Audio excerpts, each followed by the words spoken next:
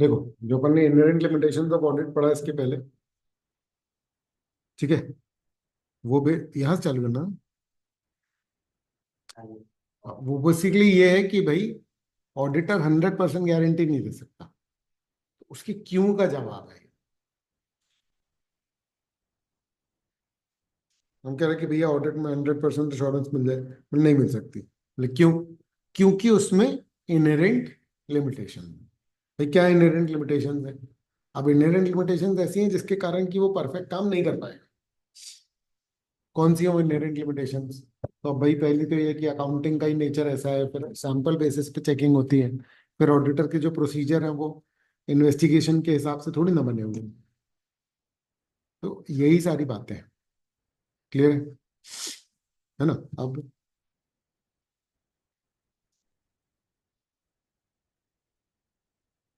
Engagement word का के लिए यूज होता है ना? Audit engagement. तो जैसे मान लो भाई मैं चार्टर्ड अकाउंटेंट बन गया, मैंने अपना ऑफिस खोला, तो एक बंदा आया मेरे पास अपना ऑडिट करवाने के लिए। तो इसको क्या बोलूंगा? कह रहे देखो मेरे पास काम आया, समझ में आ रहा है? तो असाइनमेंट आया, इस असाइनमेंट को, इस काम को, इस वर्क को मैं क्या बोलूंगा? एंगेजमेंट। आ रहा है समझ में? तो एंगेजमेंट क्या है? एक फॉर्मल अग्रीमेंट है बिटवीन ऑडिटर एंड क्लाइंट, जिसमें कि क्या लिखा होता है, क्या सर्विसेज देगा ऑडिटर। ठीक है ना? देखो क्या होता है ना कि कंपनी वालों को ऑडिट करवाना कंपलसरी है। तो होता ही है कि भैया उनको बोल दिया जाता है कि भैया ऑडिट करवाना आपको कंपलसरी है। वो ढूंढते हैं चार्टर अकाउंटेंट को कि भैया आप कर दो ऑडिट। ठीक है। अब होता ही है कि भाई वो चार्टर अकाउंटेंट ढूंढते हैं और उनसे बात करते हैं कि भैया आप हमारा ऑडिट कर दो। लेकिन सिंस उनको ऑडिट पता नहीं होता कि क्या है, उनको थोड़ा बहुत समझ में आता है कि रेट अकाउंट्स की चेकिंग है ये सब है। तो अगर उनको इम्पोर्टेंस समझ में नहीं आई तो कई बार क्या होता है, क्लाइंट को लगता है कि अरे यार मैं पैसे तो दे ही रहा हूँ, मेरा ये वाला काम भी हो जाए वो वाला काम भी हो जाए। अरे समझ, मतलब कई बार ऐसा होता है कि क्लाइंट समझता नहीं है कि वो चार्टर अकाउंटेंट से डील कर रहा है, या तो वो ऑडिटिंग नहीं समझता।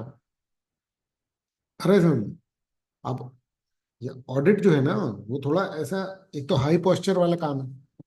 ये क्लाइंट कोई नोटिंग नहीं कर सकता चार्टर अकाउंटेंट से। समझ में आ रही है बात? मैं ऑडिट करने आया हूँ तो भैया मैं चेक करूंगा, मैंने अगर गड़बड़ लिख दिया तो वो हो जाएगा। रिलेशन रहता है क्लाइंट से, ऐसा नहीं है क्योंकि उसने काम दिया है या जैसा भी है। पर हम रिलेशन बना नहीं सकते उससे। क्यों? इंडिपेंडेंस कैसे इंश्योर होंगे, है ना? तो अब भाई फिर क्लाइंट जो है वो रिक्वेस्ट कर रहा है कि अरे यार थोड़ी सी अकाउंटिंग भी कर दो। अब सोच के देखो एक बार, क्लाइंट बोल रहा है थोड़ी सी अकाउंटिंग कर दो, मतलब अगर एक नॉर्मल अच्छा चार्टर अकाउंटेंट तो बोलेगा कि भैया क्या बकवास कर रहे हो, मैं अकाउंटिंग करूंगा तो मैं ही ऑडिट करूंगा क्या? तुम्हें पता है प्रैक्टिकली छोटी जगहों पर होता है ऐसा। छोटी जगहों पर, छोटे शहरों वगैरह में तो कंपनीज के अकाउंट तक भी बना रहे हैं चार्टर अकाउंटेंट, थोड़ा गड़बड़ है। लेकिन एक्चुअली में चार्टर अकाउंटेंट वो जो ऑडिटर है वो ये थोड़ी करेगा कि अकाउंट्स बनाएगा। भैया मैं अकाउंट्स बनाऊंगा तो फिर मैं ही चेक करूंगा उसको। पॉइंट समझ में आ रहा है? ठीक है ना? तो उसकी ऑनेस्टी तो चेक करना है, मेरे को अकाउंट्स बनाने के भी पैसे मिल जाएंगे तो फिर तो मैं, मेरी इंडिपेंडेंस हिट हो गई। तो एक बनता है एंगेजमेंट लेटर। ये एंगेजमेंट लेटर एक रिटन कॉन्ट्रैक्ट की तरह होता है, जिसमें ऑडिट का पूरा स्कोप, ऑब्जेक्टिव, टर्म्स वगैरह लिखे होते हैं। ठीक है ना? Establishes auditors responsibilities and clients responsibility. इसमें क्या होता है, ये इसलिए बना दें कि भैया देखो, शुरू में बना लो तो क्या होगा, तुमको ये पता रहेगा कि भैया मैं क्या क्या करूंगा। मैं बेसिकली क्लाइंट को ये बता रहा हूँ कि भैया देखो मैं क्या क्या करूंगा और तुम्हारी क्या क्या जिम्मेदारी है। आ रहा है ये समझ में? क्लियर है?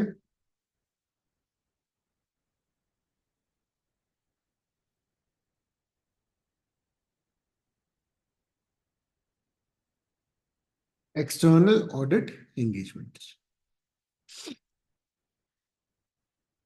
ठीक है, क्या है ये?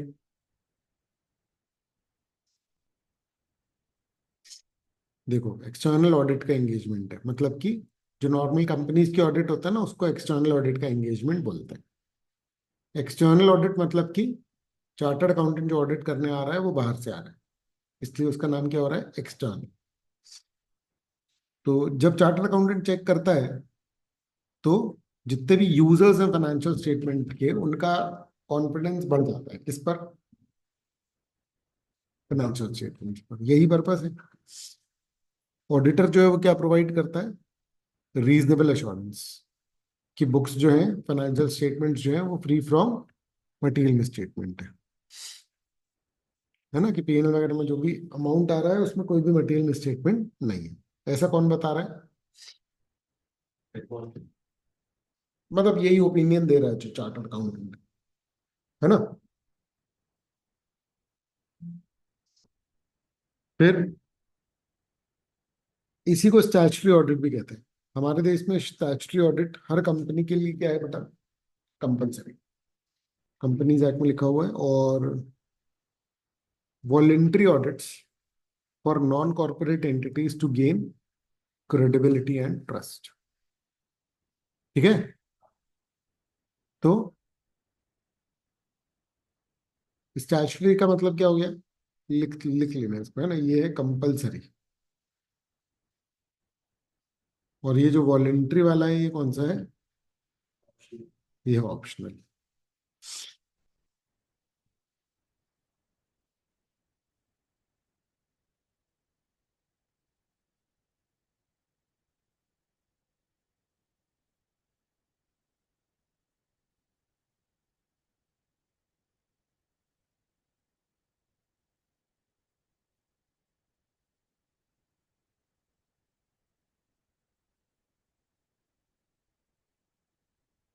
ठीक है बेटा।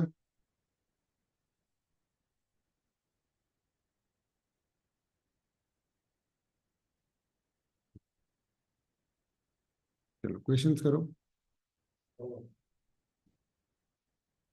ये हो गया व्हाट इज ऑडिट एंगेजमेंट, है ना?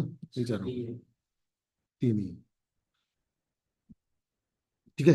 अब बेनिफिट्स ऑफ ऑडिट। देखो, वैसे ना ये उतना वैसे इंपॉर्टेंट क्वेश्चन था नहीं, पर बन गया है ये इंपॉर्टेंट क्वेश्चन। क्यों? क्योंकि इंस्टीट्यूट चाहती है कि तुम ऑडिट के एडवांटेजेस को जानो और दुनिया में बताओ। इसलिए ये वाला क्वेश्चन बहुत बार एग्जाम में आ चुका है कि तुमको बेनिफिट्स ऑफ ऑडिट तो पता ही होनी चाहिए। क्यों? चार्टर अकाउंटेंट का काम बढ़ता है ना ऐसे में। आ रहा है समझ में? इसलिए इंस्टीट्यूट जो है ये वाला क्वेश्चन पूछ लेती है बहुत बार, है ना। तो बताओ, क्या लगता है ऑडिट क्यों चाहिए? ऑडिट की जरूरत है ही क्यों? पता चले फाइनेंशियल इंफॉर्मेशन सही नहीं। और मतलब मेन पर्पस तो यही है। चलो देखते हैं। High quality information. Auditor statements जो है उससे रिलायबिलिटी बढ़ जाती है। किसके मन में? Stake holder. जितने भी स्टेक होल्डर्स हैं उनके मन में रिलायबिलिटी बढ़ जाती है कि भैया चार्टर अकाउंटेंट ने किया है। क्योंकि इंस्टीट्यूट बोलता है ऑडिटिंग स्टैंडर्ड्स फॉलो करना है, स्टैंडर्ड्स ऑन ऑडिट जो है ना। अच्छा, ऑडिटर जो है वो चेक कर लेता है, तो शेयर होल्डर्स को इस बात से थोड़ा सा रिलैक्स हो जाता है कि हाँ यार, चोरी नहीं हुई हमारे पैसे की। और अगर ये बोल रहे हैं डूबा है, तो सच में डूबा है, ये नहीं कि खा रहे हैं। क्लियर है? रीजनेबली तो चेक हो ही जा रहा है ना, क्योंकि वो लोग पैसे लगा करके वो daily day to day activities में तो इन्वॉल्व है नहीं। तो उनका सहारा कौन है? एक चार्टर अकाउंटेंट, है कि नहीं? अच्छा, ये है कि और क्या फायदा ऑडिट का? अब भाई, ऑडिट हर साल होना ही होना है, तो इससे क्या होता है? ये थर्ड पॉइंट अपन लोग पढ़ रहा है इसमें। तो एम्प्लॉयज जो रहते हैं उनको पता रहता है कि भैया ऑडिट होगा ही होगा, मत करो चोरी वोरी। तो एक मॉरल चेक जो है वो उन पर लग गया ऑटोमेटिकली। आया समझ में? फिर useful for government authorities. Government tax wax properly वसूल लेगी, ये फायदा हो गया। और लोगों को जिनको लोन देना है उनको फायदा हो गया, क्योंकि वो अब ज्यादा भरोसा कर पाएंगे किस बात पर? फाइनेंशियल स्टेटमेंट्स पर। फिर फ्रॉड एंड एरर डिटेक्ट हो जाएंगे तो क्या होगा? ये मेन गोल नहीं है ऑडिटर का, ठीक है ना? बट स्टिल क्या होता है भाई, चेक करने जा रहे हैं, कुछ इरेगुलरिटी मिल गई, कहीं फ्रॉड मिल गया, तो ऑडिटर बता ही देता है इसके बारे में। क्लियर है ना? फिर रिव्यू ऑफ इंटरनल कंट्रोल्स। देखो बेटा, इंटरनल कंट्रोल्स क्या होते हैं? देखो, इंटरनल कंट्रोल होता है सिस्टम। इंटरनल कंट्रोल जो है ना, वो होता है सिस्टम। आप जब भी कोई काम करते हो ना, ठीक है, इन जनरल लाइफ में भी, तो सबसे इंपॉर्टेंट जो होता है वो होता है सिस्टम। सिस्टम मतलब कि कंट्रोल, ठीक है। अब जैसे कि आपको अच्छी पढ़ाई करनी है, आपको अच्छे मार्क्स लाने हैं, ये ऑब्जेक्टिव है, समझ में आ रहा है? ठीक है ना? इसके लिए क्या करोगे? सब बोलते हैं कि भैया खूब पढ़ोगे तो पास हो जाओगे, बट एक्चुअली में ये इससे नहीं होगा। किससे होगा? अगर मान लो आपने डेली का एक फिक्स अमाउंट रख रखा है कि इतने घंटे पढ़ना ही पड़ रहा है, that is your policy, your system. तो आपका जो सिस्टम है, इसके कारण आपकी पढ़ाई हो पाएगी और इसके कारण आप क्या हो पाओगे? पास। जिन लोगों के पास सिस्टम नहीं होता वो लोग क्या करते हैं? जब जिस चीज की जरूरत लगी वो करने लग जाते हैं, और इससे होता क्या है? ना फोकस हो पाता है, ना अच्छे से काम हो पाता है। क्लियर है?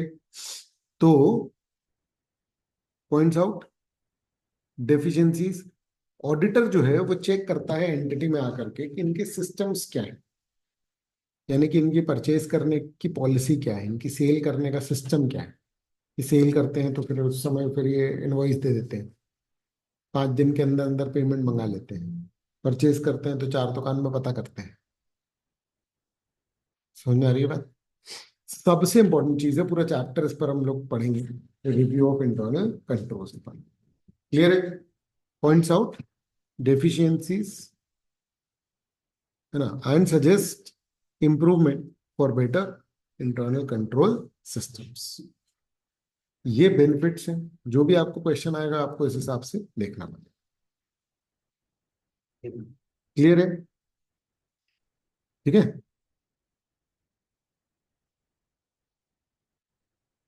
तो ये वाले बताओ क्वेश्चंस,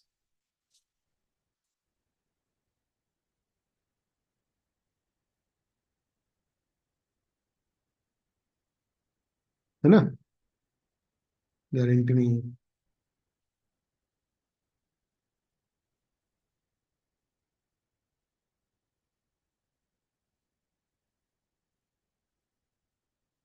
54 का।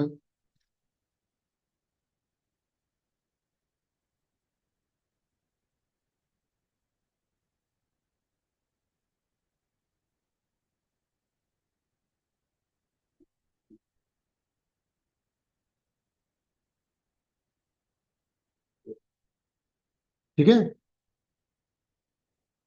ना? चलो, अब ऑडिट कंपलसरी होता है या मर्जी से हो जाता है?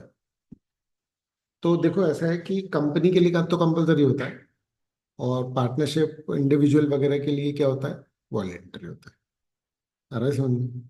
तो मैंडेटरी भी है, वॉलेंटरी भी है, अलग अलग का अलग अलग। ठीक है।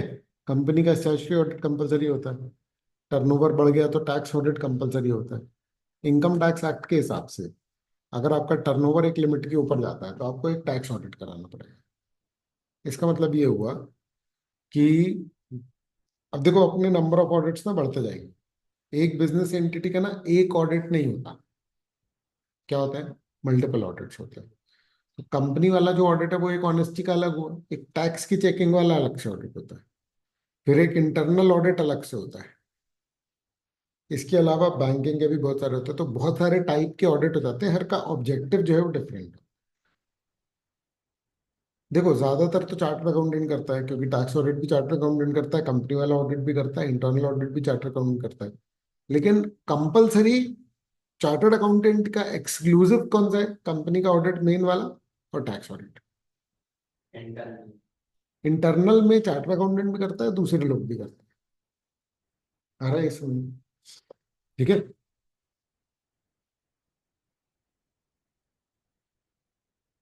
तो लीगली मैंडेटरी किसके लिए? कंपनीज के लिए, टैक्स लॉज में है। और गवर्नमेंट अगर किसी को ग्रांट देती है ना, तो क्या करती है? उसका ऑडिट वॉडिट कंपलसरी बना लेती है कि भैया इनका ऑडिट करो, इनने हमारे पैसे ढंग से यूज किए कि नहीं। गवर्नमेंट फंडेड स्कूल हॉस्पिटल जितने भी चलते हैं उन सबका ऑडिट होता है। किस बात के लिए? कि पैसे इधर उधर तो नहीं करती है इन लोगों ने। आ रहा है ये समझ में? और फिर होता है वॉलंटरी ऑडिट। वॉलंटरी ऑडिट का मतलब क्या है ना? अब मेरा बिजनेस चल रहा है, मेरे को लगता है कि अरे यार सीए से ऑडिट करा लूं तो शायद मुझे कई इंसाइट्स मिल जाए कि क्या करना है, बेटर कैसे करना है, ये सब। ठीक है ना?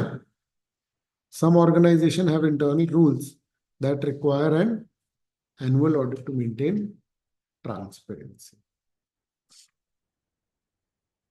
क्लियर है ना? यहां तक का रीड करो एक बार।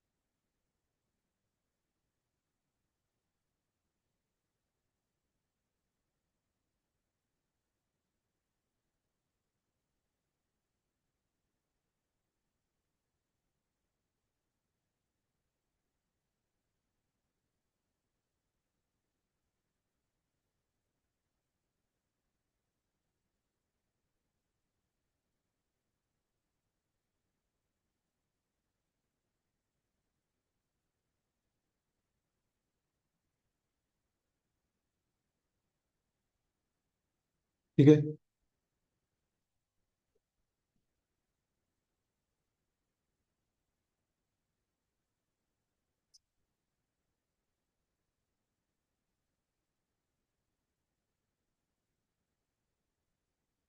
ठीक है। तो कौन अपॉइंट करता है ऑडिटर को?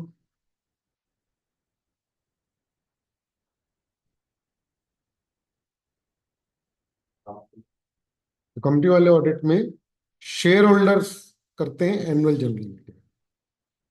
कंपनी ऑडिट जब अपन पढ़ते हैं, वो कंपनी लॉ में है, उसमें तुम पढ़ोगे कि अ, कुछ केसेस में बोर्ड ऑफ डायरेक्टर्स भी करते हैं, बट जनरली कौन करता है अपॉइंट?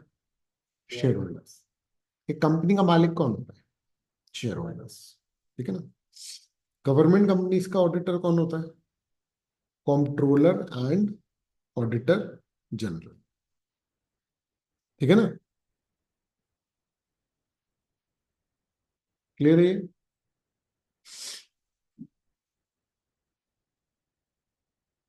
फर्म्स का कौन करता है? पार्टनर्स। और कुछ पर्टिकुलर केसेस में ना गवर्नमेंट अथॉरिटी अलग से अपॉइंट कर देती है कि भाई इसका ऑडिट कर लो, उसका ऑडिट कर लो। रैंडम अपॉइंटमेंट्स भी होते हैं और रैंडम असाइनमेंट्स भी होते हैं। क्लियर है? कुछ पर्टिकुलर लॉज ऐसे होते हैं जिसके हिसाब से गवर्नमेंट अथॉरिटी जो है वो ऑडिटर को असाइन कर देती है। क्लियर है?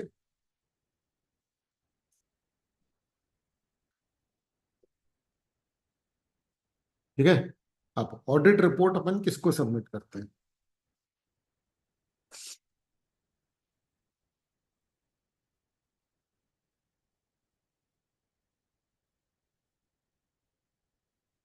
रिटन ऑडिट रिपोर्ट जो है वो बेटा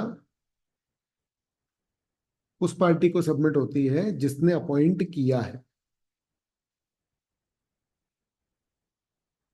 क्लियर है? तो share holders receive the report.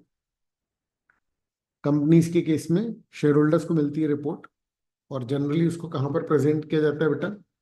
General meeting.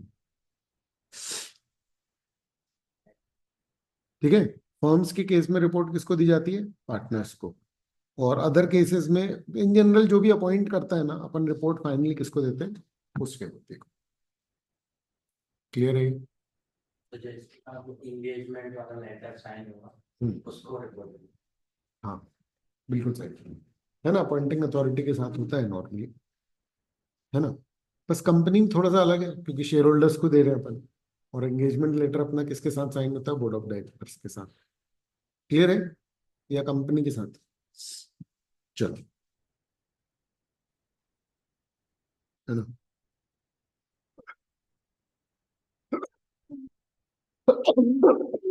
ये रीड करो।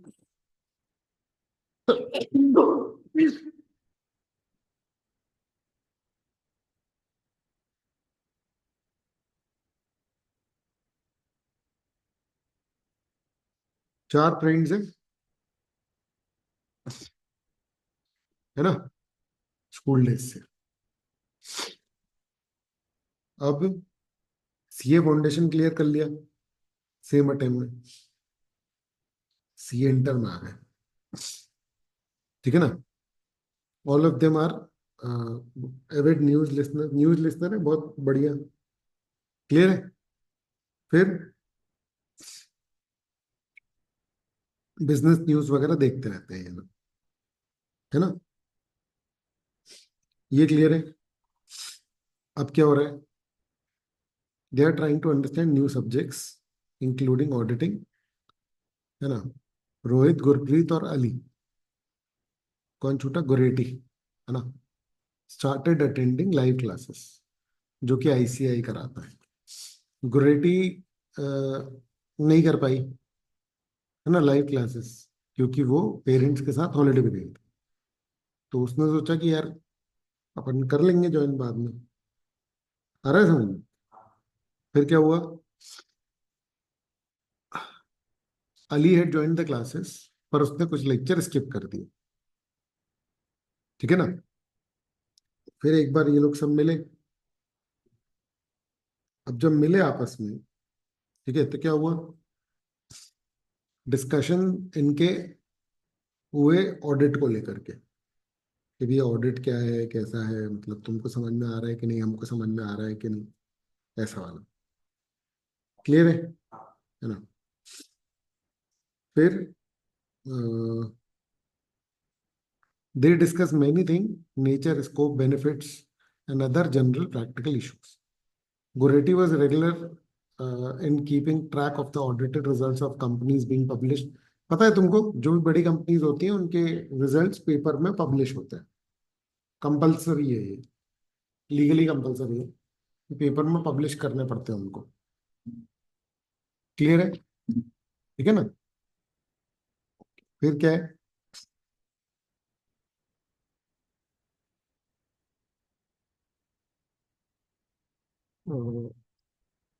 ना उसका व्यू ये था कि यार ऑडिट हो गया तो 100% गारंटी मिल जा रही है ना। It is the main reason behind so much reliance upon auditing. पर उसको ये समझ नहीं आ रहा था she could not understand why wrong doings in financial matters are being discovered after many years है पहुंच रहा है। तो उसने कहा यार 100% गारंटी हो जाती है, ऑडिट हो जाता है। पर जब कुछ कंपनीज में तो फ्रॉड निकला है, तो वो उसको समझ में नहीं आया कि अरे यार, जब कंपनी 100% गारंटी दे दे रही है, तो फिर ये गलतियां निकल कहाँ से रही है। क्लियर है? अब क्या हुआ? Ali also concurred with her view and added that when financial statements are audited, each and every transaction is verified. बोल रहे हर चीज वेरीफाई होती है ना, लेकिन वो क्लैरिटी दे नहीं पाया गुरेटी को। ठीक है। गुरप्रीत का ये ओपिनियन था कि भैया देखो, ऑडिट जो है वो सैंपल चेकिंग पे बेस पे होता है। तो he was also of the view कि ऑडिटेड फाइनेंशियल स्टेटमेंट गारंटी नहीं है against probable wrong doing in financial matters of the company. Not to be left behind, Rohit भी आ गया इसी डिस्कशन में, और उसने बोला कि गुरप्रीत सही बोल रही है, और कुछ कुछ उसने खुद का भी जोड़ दिया। अब देखो, गुरप्रीत का जो व्यू है कि audited financial statements are not guarantee against probable wrong doings, तो कौन सा टाइप का अश्योरेंस मिलता है?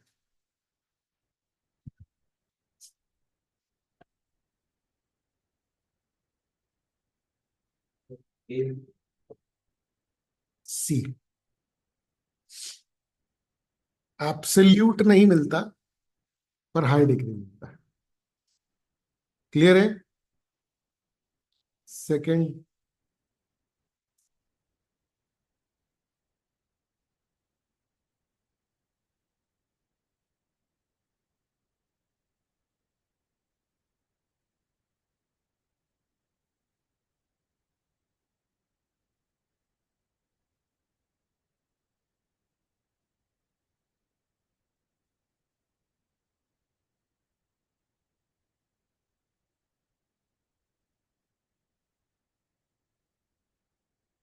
रोहित एडिट की भाई, ऑडिटर एम्प्लॉय को फोर्स कर सकता है to provide him required information and document.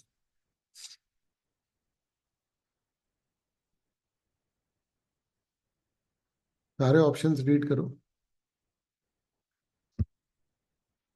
सिर्फ गलत सही वाली बात नहीं है, ज्यादा सही आंसर कौन सा है? क्या गर्दन पकड़ लेगा क्या उसकी? सी है इसका बेटर आंसर। समझे कि नहीं? फ्रेश कर सकते प्रोफेशनल चलते हैं अपन, तो ऑब्वियस सी बात है, अपन क्या करेंगे?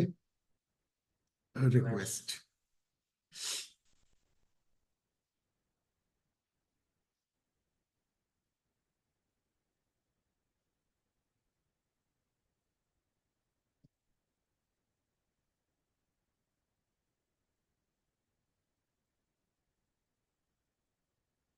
ठीक है, चलो फोर्थ वाला बताओ। नहीं, थर्ड वाला बताओ, फटाफट बताओ।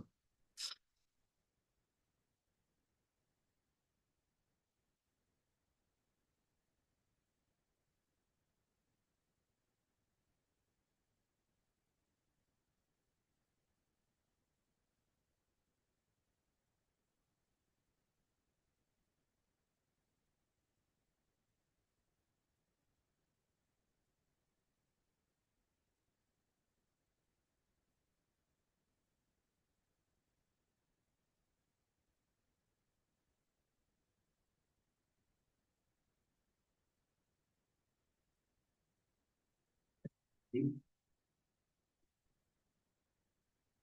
हाँ, तीन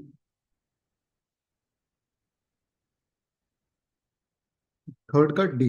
ठीक है, फिर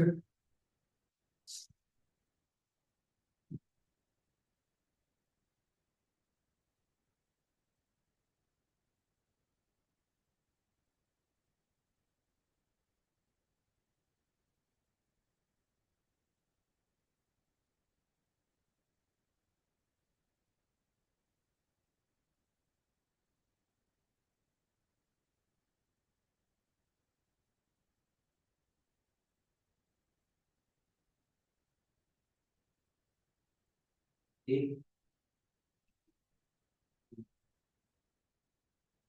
ये होगा। ठीक है। फिफ्थ का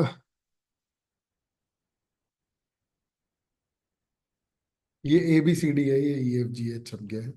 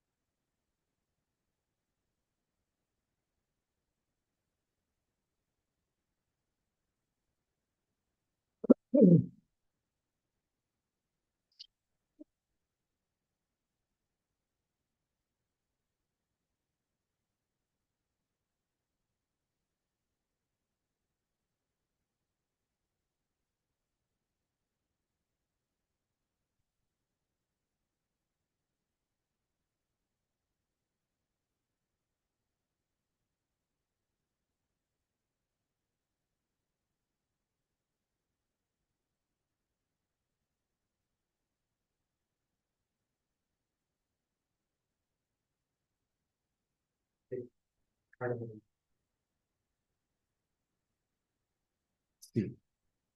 ठीक है।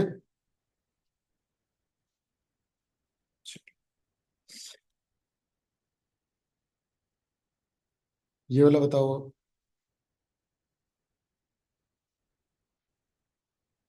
रीड करो प्रॉपर।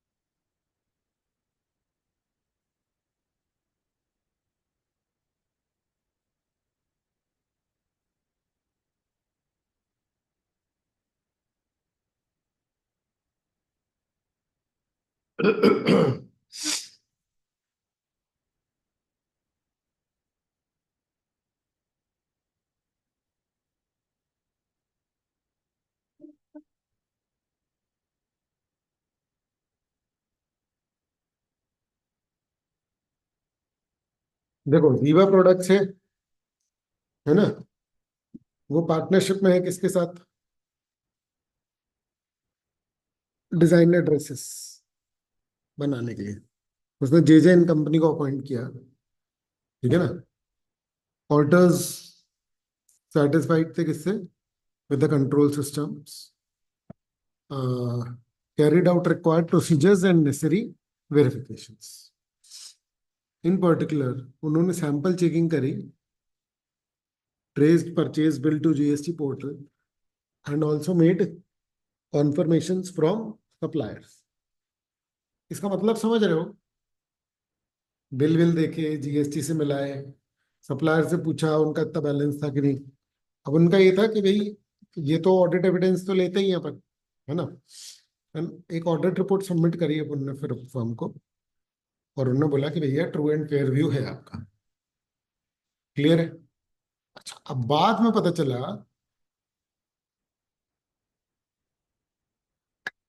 कि जो परचेज मैनेजर था, ठीक है, जिसको बोला था कि भैया तुम ड्रेसेस लेके आओगे एक लगे एक जगह से, उसने क्या किया, छोटे छोटे कुछ परचेजेस किससे करे, मतलब फॉर्मल डीलर नहीं थे, छोटे छोटे से नकली नकली बिल बनवा लिए, है ना। और उनको पेमेंट भी हो गई प्रॉपर बैंकिंग चैनल से। आ रहा है समझ? ठीक है। अच्छा, अब फर्म के पार्टनर्स ने ऑडिटर को गालियां निकालना चालू की, अरे यार तुम देख ही नहीं पाए ये वो, ऐसा। ठीक है। Are partners of the firm correct in their view point? Imagine any probable reason for such a situation. बताओ।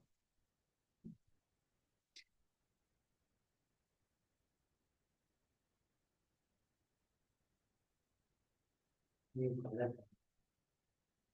ऑर्डर की गलती है कि नहीं है ये बताओ बस। नहीं और। हाँ, क्यों? कि उसने दूसरे डीलर से एक बिल कराया। तो ऑर्डर की गलती कैसे नहीं है? थोड़ा बहुत पर्टिकुलरली जो अपन ने पढ़ा उसके बेसिस पे बताओ। उसके पास तो बिल था, मैं उसके बेसिस पे सही आंसर ऑडिटर, हम्म। लेकिन वो बिल फेक थे, तो उसकी डॉक्यूमेंट की वेरिफिकेशन कर जाएगा। देखो क्या होता है कि ऑडिटर जो है वो एविडेंस देखता है और उसके बेसिस पर चीजें मिलाता है। यहाँ पर परचेज मैनेजर जो है वो गड़बड़ निकला, उसने फ्रॉड किया। अब ये फ्रॉड सिर्फ तब पता लगेगा जब मान लो कि वो एक एक, अच्छा छोटे छोटे अमाउंट है, अगर एक एक उसका एंट्री वो देखे कि माल आया कि नहीं आया, इस तरीके से। अब ऑडिटर सैंपल बेसिस पे चेक करता है, तो ये मामला किसका हुआ? Inherent limitations of audit. Basically ये इंटरनल कंट्रोल्स की इनकी समस्या है, जिसके कारण क्या हो रहा है भाई, एंटिटी की प्रॉब्लम है, ऑडिटर पे बात नहीं आई। क्योंकि ऑडिटर ने अपना काम अच्छे से किया है ना, और उसने अपना जो जो भी चेकिंग करनी थी वो प्रॉपर करी। इंटरनल कंट्रोल्स बेसिकली किसकी जिम्मेदारी होती है? मैनेजमेंट की। तो अगर उसमें कोई भी समस्या निकलती है तो वो किसके सर पे चली जाती है बेटा? क्लियर है ये? ठीक है,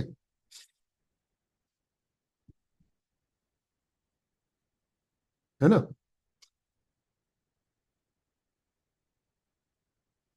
चल, ठीक है। अब ऑडिट एक ऐसा अश्योरेंस एंगेजमेंट है जहां ऑडिटर अपना ओपिनियन देता है कि financial statement true and fair view दिखा रहे हैं या नहीं, है ना? However, assurance engagements are not restricted to audit alone.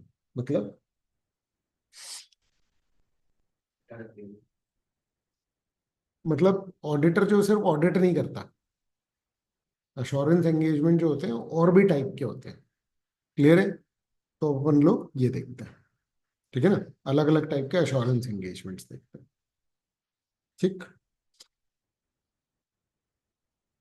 Meaning of assurance engagement: an assurance engagement is one in which a practitioner expresses a conclusion to enhance the degree of confidence of the intended user regarding the outcome of the evaluation of the subject matter against a certain criteria. मतलब मैं जो भी चीजें check कर रहा हूं, ध्यान से समझना, ऑडिट एक बहुत स्पेसिफिक चीज होगी कि भैया अकाउंटिंग सही से हो रही है कि नहीं हो रही, पर अश्योरेंस एंगेजमेंट किसी भी चीज के लिए हो सकता है। जैसे कि मान लो मैं अपनी पूरे साल भर की फीस वीस चेक करवाऊं ऑडिटर से, तो ये क्या हो जाएगा? ये एक अश्योरेंस एंगेजमेंट है, पर ये स्पेसिफिक है, ये फुल ऑडिट नहीं है। आ रहा है समझ में? तो पॉइंट ये कि ऑडिटर क्या करेगा? ऑडिटर मेरा कॉन्फिडेंस बढ़ाएगा इस पर्टिकुलर बात में कि हाँ हाँ, सारी बिलिंग जो है वो हो गई है, सारा अमाउंट जो है वो रिसीव हो गया है, इस बात की चेकिंग करना मैं बोल रहा हूँ। पॉइंट ये है कि एक होता है ऑडिट जो कि फुल फाइनेंशियल स्टेटमेंट का होता है, वो कैसे होगा क्या होगा वो तो लॉ में ही लिखा हुआ है। लेकिन आप वॉलेंटरली कस्टमाइज्ड असाइनमेंट्स जो है वो परफॉर्म कर सकते। की objective: provide an opinion on or conclusion that reduces the likelihood of incorrect information, helping users make informed decisions. ठीक है? मतलब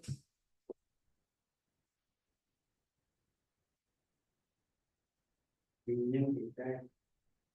मेन ऑब्जेक्टिव क्या होता है कि ऑडिटर अपना ओपिनियन दे दे, ठीक है, जिससे कि इनकरेक्ट होने की संभावनाएं कम हो जाती है। मतलब एक भरोसा सा आ जाता है, भले ही गारंटी नहीं हो रही, पर फिर भी एक रीजनेबली भरोसा आ गया कि अरे हाँ यार, नहीं ही होगी यहाँ पर मिस्टेक। आ रहा है ये समझ में? ठीक है। तो देखो, अश्योरेंस एंगेजमेंट में क्या क्या होता है? थ्री पार्टी रिलेशनशिप है। एक प्रैक्टिशनर, मतलब ऑडिटर, ठीक है ना। दूसरा responsible party, entity responsible for preparing the subject matter, जैसे कंपनी मैनेजमेंट क्या बना रही है, फाइनेंशियल स्टेटमेंट। और तीसरा इंटेंडेड यूजर, कौन उन फाइनेंशियल स्टेटमेंट को यूज करेगा। क्लियर है ये? फिर एन अप्रोप्रिएट सब्जेक्ट मैटर, तो बेसिकली अश्योरेंस एंगेजमेंट में क्या होता है, क्या चेक कर रहे हैं, ये इंपॉर्टेंट होता है। Information under review must be identifiable and capable of being consistently evaluated और मेजर्ड। मतलब क्या बोल रहे हैं, आइडेंटिफिएबल होनी चाहिए कि मैं क्या चेक कर रहा हूं और किस बेसिस पे कर रहा हूं। क्लियर है ये, है ना? फिर क्या हुआ, सूटेबल क्राइटेरिया, मतलब मैं किसी भी चीज को, बेंचमार्क मतलब स्टैंडर्ड होता है, ठीक है ना? स्टैंडर्ड मतलब कि यूजुअली, जैसे मान लो कि कोई 1 करोड़ की एंटिटी है, उसका मिसलेनियस खर्चा है 1 लाख का। क्लियर है? अगर कोई एंटिटी का 10 लाख का हो रहा है तो फिर ये सोचने वाली बात है, तो इसमें डिटेल में चेकिंग होगी। तो हर सब्जेक्ट मैटर को रीजनेबिलिटी पर, बेंचमार्क्स पे अपन लोग चेक करते हैं। ये बेंचमार्क कहाँ पर दिए रहते हैं, अकाउंटिंग स्टैंडर्ड में दिया रहता है कि ऐसे करना, लॉज में लिखा रहता है कि ऐसे करना। क्लियर है? Ensures objectivity and consistency in measurement और इवैल्यूएशन। मतलब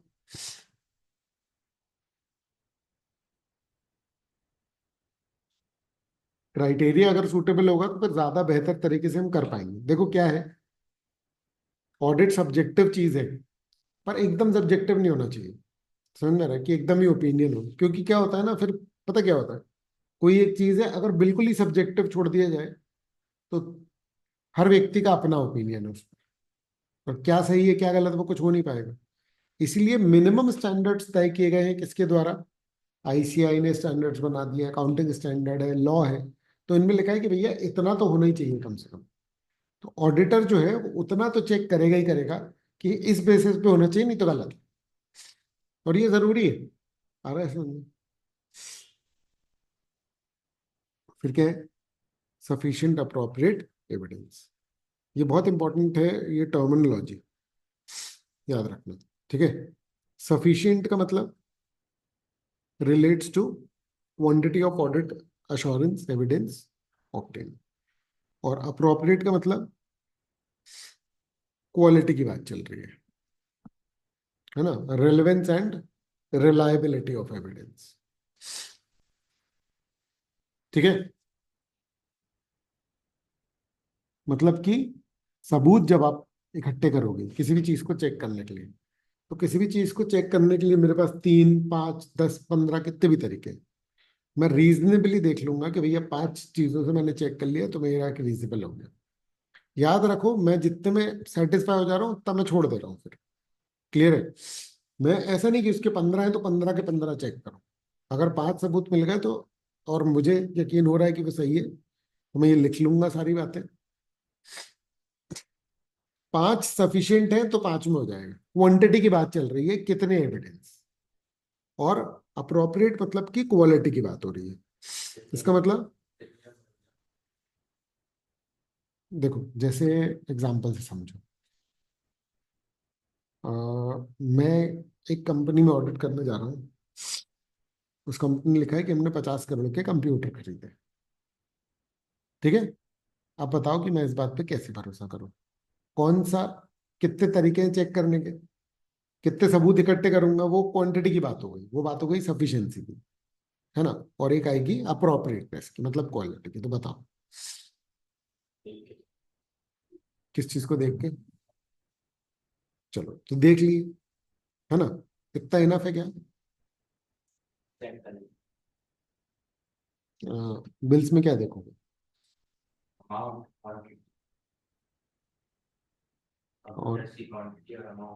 और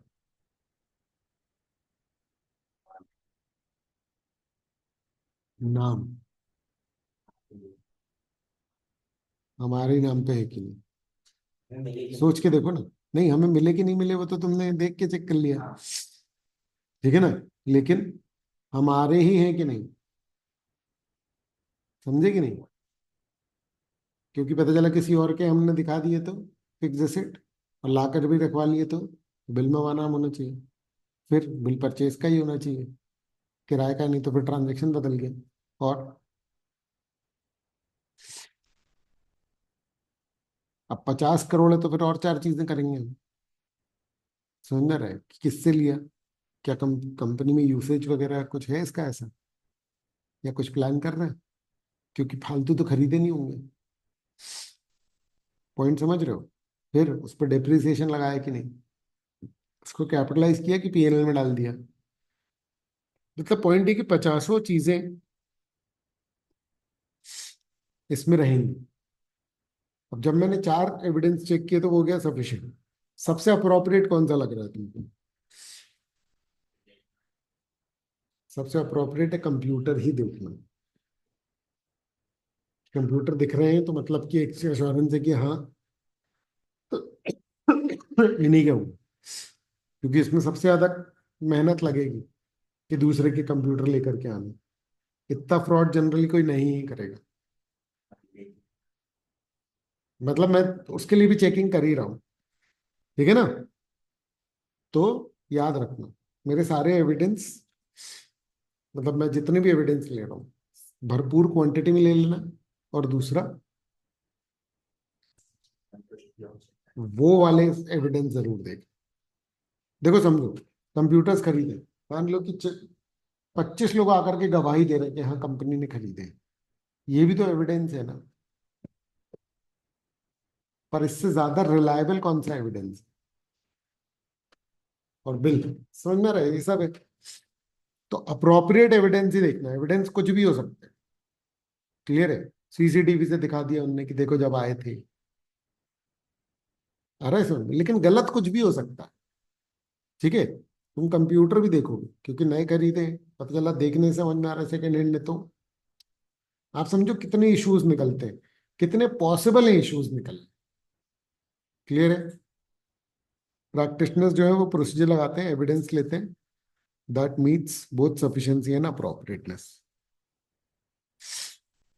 और फिर एक रिटन अश्योरेंस की रिपोर्ट वो दे देते हैं, formal report that communicates the practitioners conclusion, provides the outcome of the evaluation of the subject matter against the criteria, typically including the level of assurance provided. ठीक है?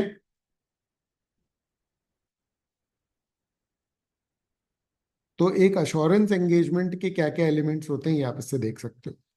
थ्री पार्टी, सब्जेक्ट मैटर, और suitable criteria, sufficient appropriate or evidence, written assurance, report in appropriate form. Clear है ये? ठीक है, चलो, बस एक और लेक्चर का ये बचा है वैसे, इसको कल करते हैं अपन लोग। ठीक है?